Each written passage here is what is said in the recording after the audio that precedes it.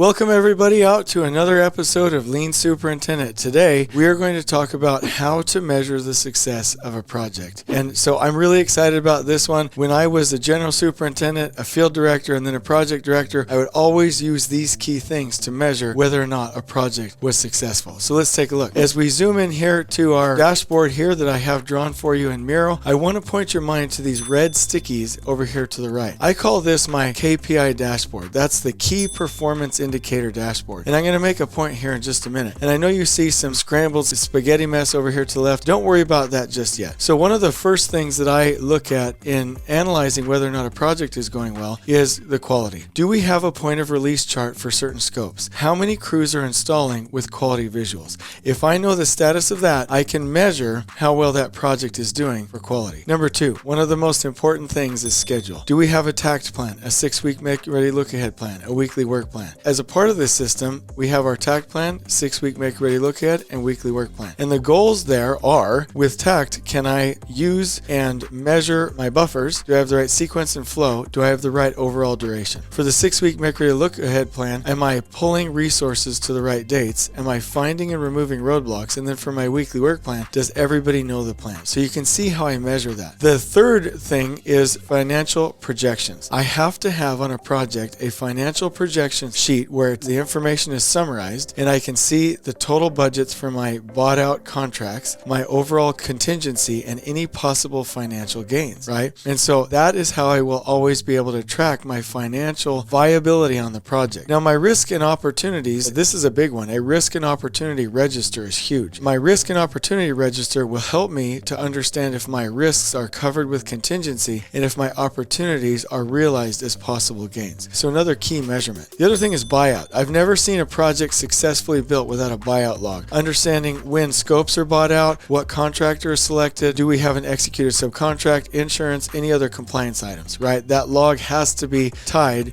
after design, before procurement, and definitely before the work. The other one, and this is probably the biggest, the material procurement log or the procurement log. Where are my submittals? Where are the approvals? Where's fabrication? When are they being delivered? What is the buffer? How much materials, how far in advance do I want? Where do they go on the job? That log has to check all procurement. We do not trust trade partners to do that themselves without a second set of eyes. Our roadblock removal system. Are roadblocks being identified and removed? And is the average time between identification and removal a longer distance, meaning a time duration, or a shorter time duration? We want to be seeing roadblocks removed well in advance of them possibly impacting work. And then team health. Is the team operating well? Now the reason that I showed you this is that these are the KPIs that I use to measure a project. But look at this. When we create a schedule or a TACT plan, we assign a scheduler, we do a project kickoff, we set up recurring meetings, we gather all project documentation, we perform a review, we build the macro level TACT plan, we build the macro level TACT plan with the team, we create a schedule of a schedule, and then we get into the develop the micro level TACT plan. And that includes pull planning, packaging sequences, performing optimizations, building the TACT plan in the right format, building in buffers, transferring any other remaining milestones or activities or date indicators, milestone indicators onto the plan, interlocking all the phases, adding in quality buffers, performing a risk analysis, confirming the overall total project duration, creating work steps, creating TACT control boards, roadblock maps, and then making sure we have a short interval production planning system, and then performing a fresh eyes meeting. If you look at this spaghetti diagram here, and it's a little bit complex, all of these KPIs are dependent in one way or another on the overall project schedule, and specifically the TACT plan, right? So if we, on our TACT plan, know and can see the overall project duration, then I'm able to confirm that and make sure we don't have any creep, which means that I'm able to review the TACT plan and I'm able to measure this KPI for project success. You can see that as an example. So schedule, cost, quality, safety are all equal, but as you can see, in order for us to manage anything, schedule comes first. And so as a superintendent, I want you to know how reliant we are on creating those schedules early on in the course of our work. And so one last point here, when you're looking at how we design a project, how we prepare a project in pre-construction, I want you to know that even in the CD phase, we're working on that TACT plan. Even earlier in design development, we're developing that TACT plan. All the way back in schematic design, we are dialing in that TACT plan. And even in the proposal phase and in the conceptual design phase, we must have a macro level TACT plan in order to know that we have the right overall duration operation, plan for company manpower, and establish a good baseline for our general conditions and our general requirements. And so the first thing that we do in pre-construction is we get going on that TAC plan because it literally enables everything else. I'm really excited to have been able to talk to you about this today. So my challenge is, superintendents, let's make sure that we are developing those TAC plans early on in pre-construction. Even if we don't have trade partners, let's use quantities, production rates, and then do a pull plan with the trades as soon as they get on board. That is the key to success because it enables every other single system and KPI that we have on the project. On we go.